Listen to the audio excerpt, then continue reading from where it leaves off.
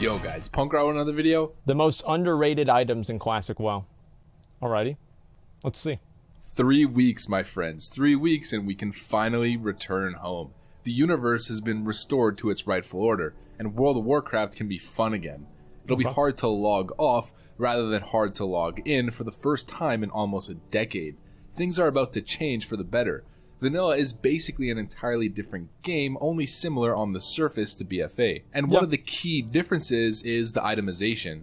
With this might come maybe some confusion for some of you guys. You might not know what kind of itemization to prioritize, or we'll watch this later. You might even glance over an item that you think is no bueno, which is actually quite good. So with that, let's go over some widely misunderstood or underestimated items in Classic WoW. I'll be sticking to pre-raid and raid items solely rather than lower level items because that's where it actually matters. Yeah. And this information will of course nobody gives a shit about leveling as you're gearing out for raids in the first phase of Classic. Here we go. So we got the most underrated items in Classic WoW endgame. Let's get into it. Alright, so the first item we got is called Heart of Wormthalak. It drops off the last boss in LBRS Lower Blackrock Spire, Wormthalak. So on first glance, it may seem pretty average. It says chance to bathe your melee target in flames for 120 to 180 fire damage. I feel like that'd be good for rogues, right? But this item has its situational uses where it's actually quite good, and for certain classes, it's actually one of the best trinkets in the game.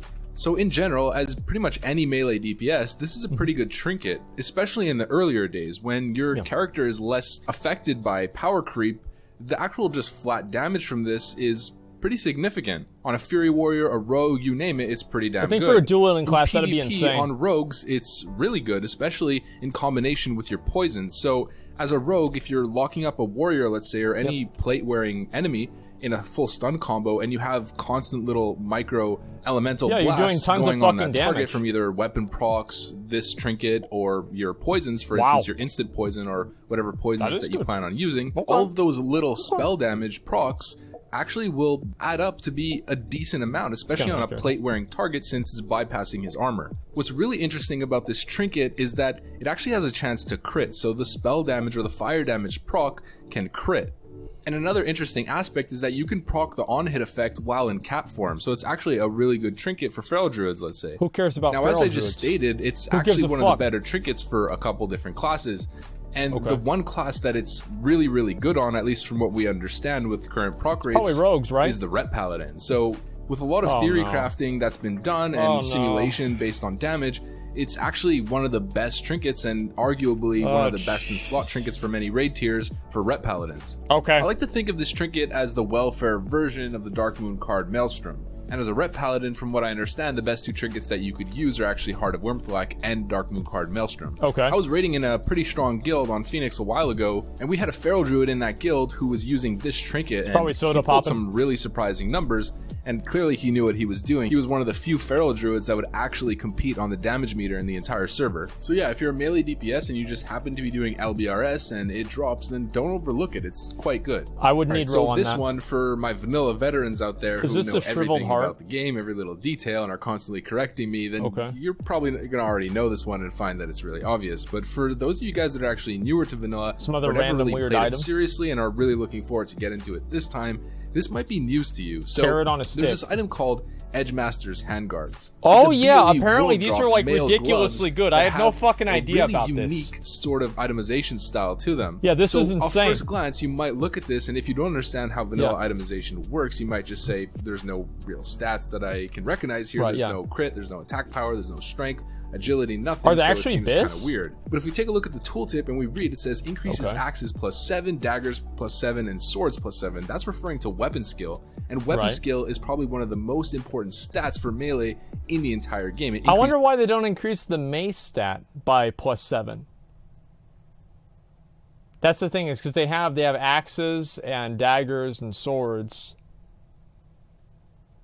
Increases their hit chance against higher level mobs, so bosses are level 63, and reduces the damage reduction on their glancing blows. So for single target boss DPS, these are pretty much the best melee warrior gloves in the game until I think Cthulhu. And it's a level 44 world drop, so you could pretty much get these while doing Zul'Farrak. Yeah, you just buy them off the auction house, easy. Game. And if you are so lucky to have that happen to you, you pretty much just buy your epic riding, because I've seen these gloves sell for easily 1,000 gold. What the fuck? Now we could piggyback off of this and just talk about weapons. Can I get that? there's so many items out there that you might overlook because you don't understand weapon skill and how important it is. See, I feel like that kind of stuff is actually really cool, like the weapon skill and everything. I don't think they should add weapon skill back into WoW, but they should add something that's like weapon skill. And I wish they would like have something that was more interesting. I don't know, I feel like all the stats in the game are they're not as interesting as they used to be.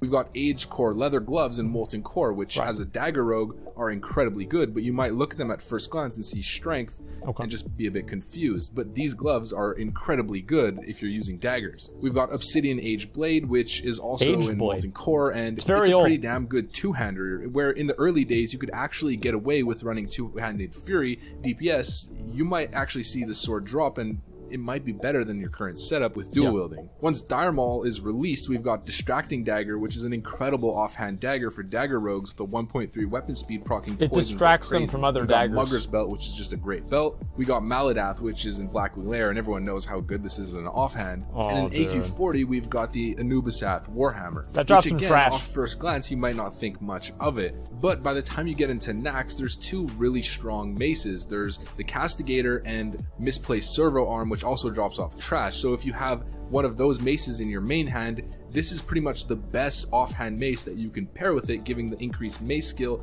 to affect both maces. So I wish they never got rid of the Misplaced Servo Arm. I actually feel so stupid, man. We used to run Nax like every Friday night, Nax 60 back at 70, and I don't have any of the old items. I only have like one belt or something like that. I really should have tried harder to like try to get people to trade me gear and shit. I feel kind of stupid for not doing that. General, I guess just don't overlook weapon skill. Whenever you see weapon skill on an item, it's generally incredibly good. And in my time, I've seen so many dagger rogues overlook the Age Core Leather Gloves, and it boggles the mind, you know. Just because they see 15 strength, they think, this doesn't seem very good. But that +5 dagger skill is insanely powerful. So this item, you're probably going to see it around quite a bit because it's relatively easy to get. Yeah. It's a two-hander that drops in Zul'Gurub with a really nice equip on hit effect. Broodlord, it's called Halberd of Smiting, which is a nice polearm with a 3.5 second attack speed and an equip chance on hit effect that says chance to decapitate the target on a melee swing, causing 452 to 676. It's a ridiculous amount of fucking damage. Like, that's insane. Like, I don't know if this like scales with attack power or anything, but 400 to 600 damage is like a mortal strike at level 60 unless you have really good gear. That's fucking ridiculous. It's really, really good. This two-hander is really good on a rep paladin, and it's also quite good as an entry-level... So it's not good. Two-hander for PvP on a warrior. The proc is pretty good for a two-hander. It procs relatively often, but what's really interesting, again, just like Heart of Wyrmthalak, is that it can actually crit. So it's nice little additional damage on top of your burst combos. Man? And you could imagine with a rep paladin who's stacking Reckoning or getting Seal of Command procs that this proc would be really nice in combination with those extra hits. So, hey, the reason why it's good for rep paladins is it procs. What does it proc off of? Auto attacks. Auto attack Andes. It drops in Zul'Gurub, which is the entry-level raid that a lot of people can do. So if you have just a warrior alt and you want to PvP on it, but you don't have a two-hander, this weapon could easily open the door for you to have great fun on an arms warrior in Warsong Gulch or Arathi Basin.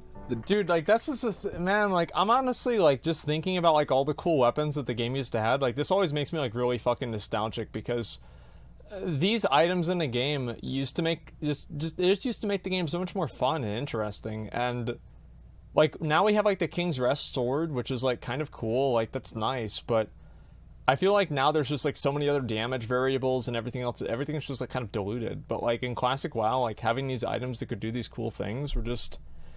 I don't know. I just get a feeling of, like, fucking running ZG and getting a cool item out of there that I can use in some sort of a situation or test out. And, oh, I'll take this into a BG and I'll use this against a mage and it'll do a lot of damage. Like, I don't know. It feels good, man. It just feels good. Everything's a stat stick. Yeah, I mean, again, like, Blizzard's just, they're so worried about, like, trying to, like, hyper balance the game that they forgot about just, they don't want to make it, like, just don't want to make it fun. Like, I don't know, man. Maybe I'm just being nostalgic here, but these kinds of things were really fun and they made the game really interesting. It's super enjoyable to see again. damage proc is quite hard like hitting. the theory and when crafting that goes into it, I think a is full combos. So let's say it's on a fucking Mortal Strike ridiculous, combo, yeah. you get a Wind Fury proc and you get this to proc, and that's a everything one-shot. crits. You could imagine how much damage that's a fucking that one-shot, yeah. back to back in one global. Super satisfying and relatively underrated, I'd say. Yep. So if you see Halberd of Smiting and you need a two-hander, don't overlook it. So this one's in the same line. I'd say, honestly, though, like, for a warrior, wouldn't just going sword spec be better? I mean, I don't know. You don't get the 5% crit, but you also get, like, all the other stats out of it. I don't know. Like, maybe sword spec would be better. It's really kind of hard for me to say. You're being slightly nostalgic? I know I am. I know. Because players QQ'd hard about unbalanced and Blizzard forced Blizzard to hyperbalance things. But the thing is, like, Blizzard's never hyperbalance things. So let's look at how balanced. That's a really great point that you bring up. Let's look at how balanced the game is right now. Let's open this up, and we will look at hyperbalance. Let's see, MDI. Let's see, season. Okay, let's look at the hyperbalance of the game. All classes are, of course, viable now. And let's open this up, and oh, look at that. Wow. Wow. Thank God Blizzard has spent so much time hyperbalancing the game, right? This is so balanced. Like, where's a warlock? Is there a warlock in the top 20? Where's the first warlock? Warlocks suck, dude. Oh, they're so stupid, dude. Who would ever play a warlock? Oh my god, dude, what is this? They're not even in the top. Oh, they're wow. Oh, they're okay. This is an Asian team. They always have off the wall strategies. Okay, so you have one warlock in here, and wait, we're about to find a second warlock here. Any day now. Nope. Wow. 185. Jesus Christ. Like, yeah, they need to do a better job at making the game more balanced. Oh, yeah, sure. As the halberd. It's another weapon with a sweet on-hit proc. It's called Alcor's Sunraiser. Okay. It's a high-level world drop which is quite unique. It's actually one of the best tanking items in the game. So if you guys look at the tooltip, you'll see that it has a 1.3 second fast attack speed. I'm pretty sure that that's the fastest weapon in the game, if I'm not mistaken. And if you guys understand weapon speed when it comes to tanking, the faster the better. So having the fastest weapon in the game on a tank allows you to generate a good amount of rage, and also allows you to generate rage quickly. Like, immediately you just stab the target that you're trying to engage with, get a bit of rage, and can sunder immediately. Listen.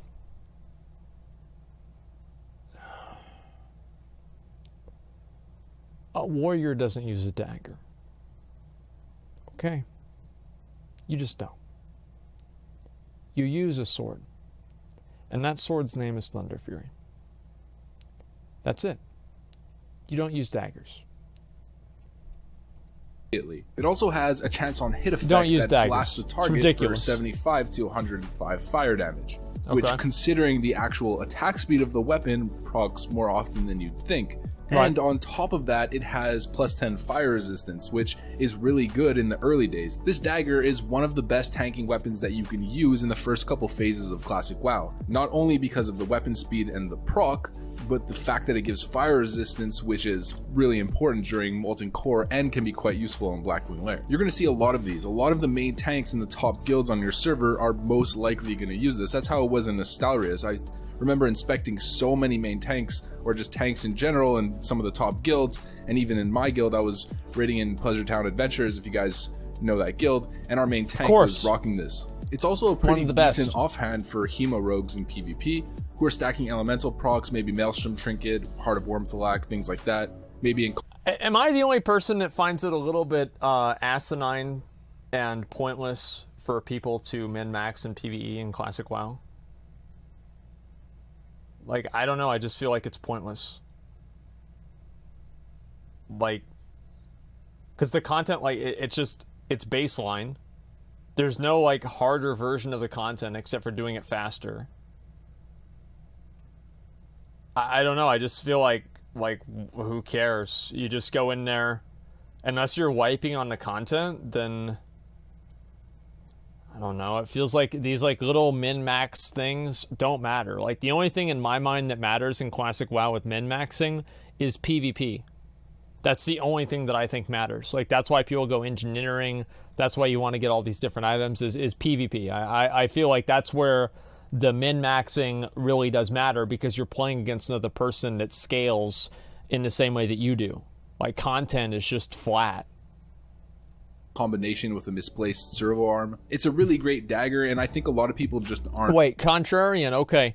Sorry, I don't find it fulfilling to be like, oh, well, last week we were able to do Molten Core in 40 minutes, but this week, oh, we did it in 39. Yes. I just don't give a fuck. You just go through the raid, you clear the bosses, and it's not a big deal. I would rather bring a slightly slower group of my friends and people that would be okay with me taking maybe the bindings for Thunder than for me to try to do a super, super fast run of like all super serious people. It's the difference of like 20 minutes and maybe an hour or two at most. I don't know. I don't really think that it matters a whole lot. Time is money. Yeah, but you're spending time outside of the time that you're spending doing the raid to get into the raid and do the raid. I mean, it's time invested one way or another.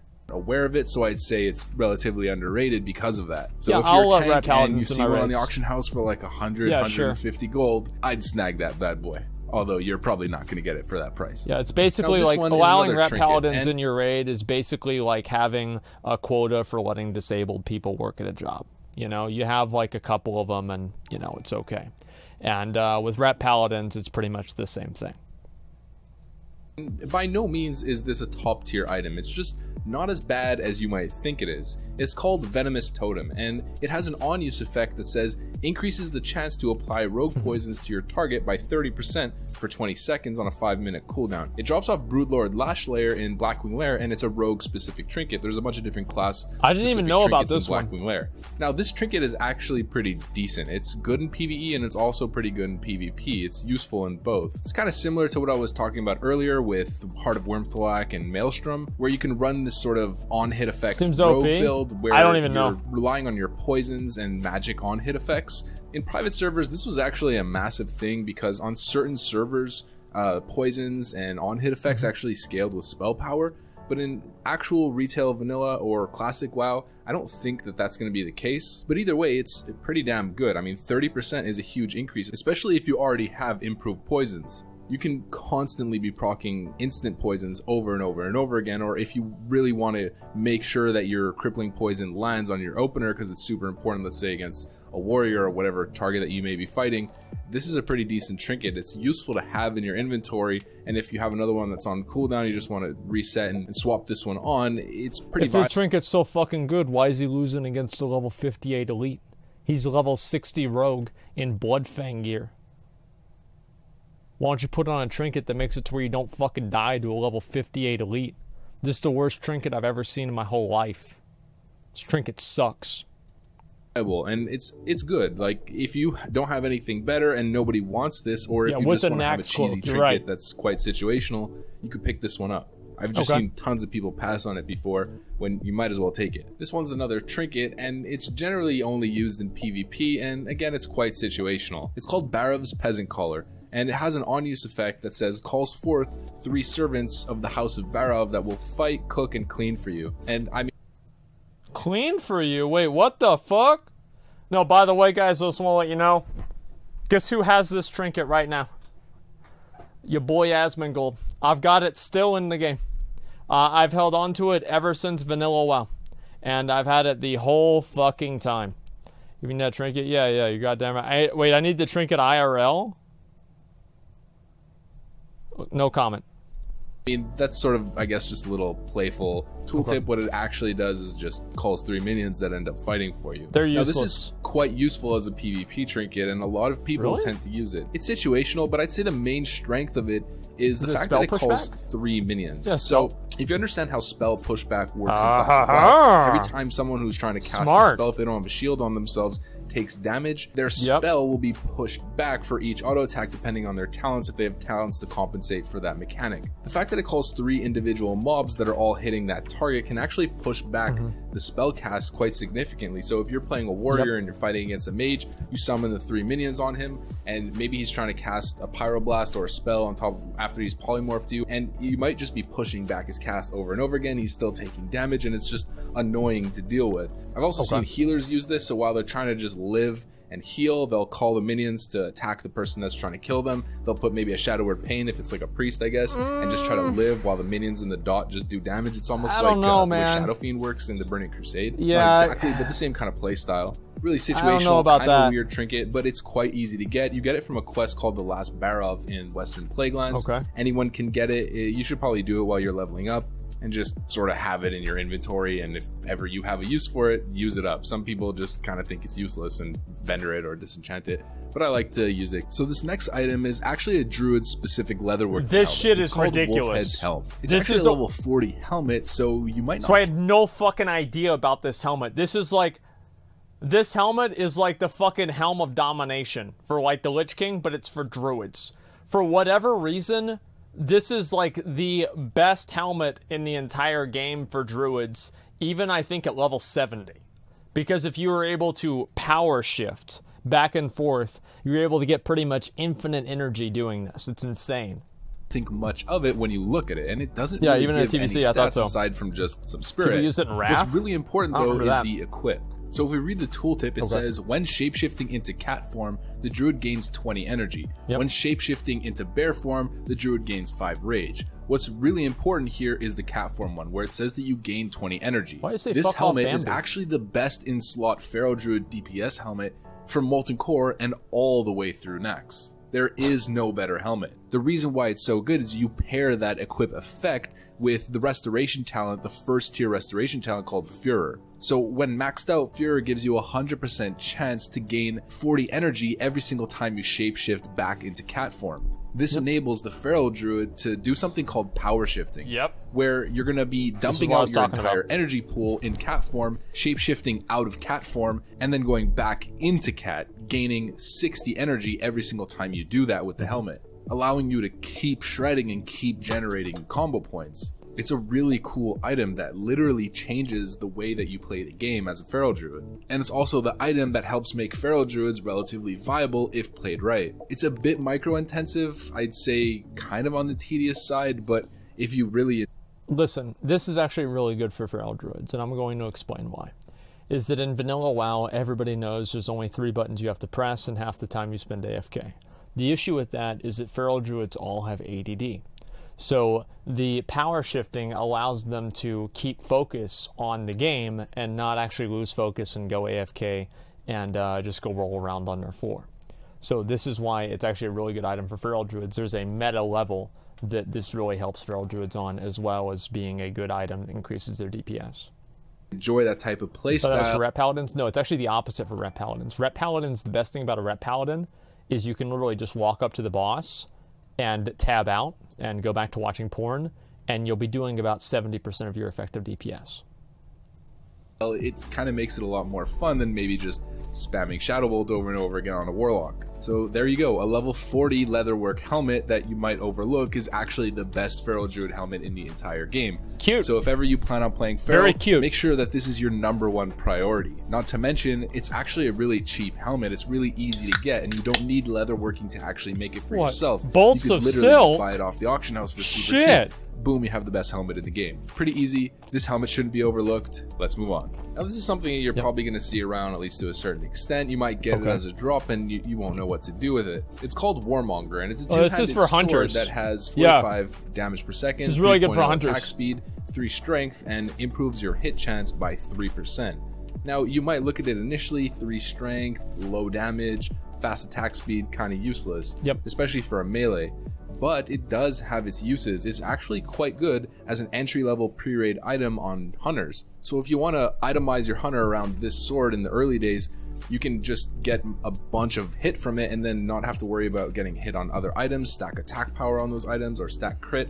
on all of the other items and just sort of itemize your character around it. There's a lot of hunters that are going to be purchasing this sword either on the auction house, or if it drops for them, they'll end up using it. It's one of the more competitive pre-raid items when it comes to hunter. It's quite unique. I think it's the only item in the game that has 3% of pretty much any stat, from what I understand. And 3%, it goes a really long way in your hit rating. It's kind of a niche item. It goes 3% of the way. So yeah, obviously hunters. Yeah, it's not hunters, it's hunters. Hunters do, they, you know, hey, it got 3 strength, but it got 3% hit. The fact is, like, yeah, hunters, they do a lot of damage. And even, like, I remember it wasn't strength. So if I remember right, strength was 1 AP, but did that translate over to ranged AP? See, that's what I don't remember. Because, like, there was ranged and melee attack power. It was just so long ago, it's hard for me to remember a lot of this. No, it didn't. Okay, yeah. It's just so long. Raptor Strike. Strength is 2 AP? I know, I thought strength was only 2 AP for certain classes. Strength was only 2 AP for druids, paladins, and warriors. But for other classes like rogues, strength was only 1 AP. Maybe I'll be wrong about that. Yeah, I thought 1 Agi. Yeah, Agi was 1 AP. It was a long time. There's a reason for this, right? You guys remember my friend Cora? You guys remember Cora? Well, Cora used to play a feral druid. And I made fun of her and I called her stupid for gemming attack power instead of strength because attack power didn't scale with kings. And I made fun of her for that for about 10 years. 10 years. I told her that she could join my classic guild, and she promised me that this was like a few weeks ago. Then she promised me that she would not gem attack power anymore. And I told her that there wouldn't be any gems. So, problem solved.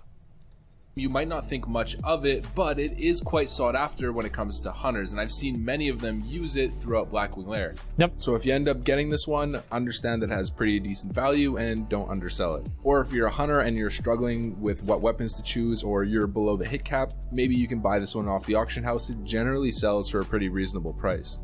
I feel like one of the really cool things about Vanilla WoW that I liked a lot is Core ever going to be a stream again. We'll see, but I don't know. Maybe. I can never say never. Probably yes. At some point, Core will probably be on stream again. One of the coolest things about Vanilla WoW that I really liked about it and I enjoyed a lot was the fact that you were able to start making progress towards your rating and like your like high-end PvP progress below level 60. And it felt like the entire game had like a lot more, I guess, like transitionary meaning. So what I mean by that is that at level 50, you can still do things that influence the outcomes of things that you do whenever you're level 60. And now in current WoW, I feel like everything that you do, you only really do at max level. And this started happening in Wrath. In Burning Crusade, it was more the case. And this is just the nature of things being expansions. But one thing I didn't really enjoy as much was the fact that the entire progress of your character in in-game took place exclusively at the maxed level. I liked in Vanilla WoW where you were able to prepare and get ready for the end game before you actually got to the level to do it, because I think that it also created a sense of excitement and something to look forward to and something to work towards where you're like, okay, well, I'm going to do this so it can help me in the future. And something to look forward to and something to be excited about. I think is something that the games really matter. Like it makes it matter a lot in the games. The end game, yeah. And I wish that Blizzard could do something more like that in the current game. I don't know how they could do that, but if they ever introduced an expansion with a more expansive leveling process that you could do, or maybe like an essence system that you could do from level 1, and then you'd be building those up more, I think I'd like that a lot more than what they currently have. So just more things that you can do that aren't max level that still help your character in a way that is max level. I don't know, I just kind of like that a lot more. Alright guys, that's it for this one. These are some of the items that come to mind which people tend to overlook. Good point. Yeah, the most glaringly obvious ones to me, again, are the aged core leather gloves. Yeah. Man, the amount of dagger rogues that I've seen skip over these boggles That's what they're called, not dagger rogues. From what I understand, they're pretty much the best dagger gloves that you can get in the game till next, so keep an eye out for them if you plan on playing daggers. Hopefully you guys learned some new information on this one. Hopefully this gives you a better understanding of itemization in Classic. If you liked the video and want to see more like it, make sure to leave a like, comment, subscribe, hit the notification bell, of course, to be notified every time I post a new video. I post several videos every single week. You know the drill, soldiers. Follow me on Twitch, since I'll be doing some scuffed green main screen streams come classic release. Join the Discord to be a part of the spiciest classic community there is. Trust me on that one. Thanks for watching. Hope you enjoyed, and I'll see you on the other side. Peace. I think this guy's improved the quality of his videos a lot. I remember the first time I watched one of his videos, it was actually a video about me. Like, not really talking shit about me, but, you know, not really saying anything good either. And I didn't really know what to think about it, but I feel like he's done a much better job recently in creating some pretty good content. And that's why I'm completely okay with watching his videos, right? I like it.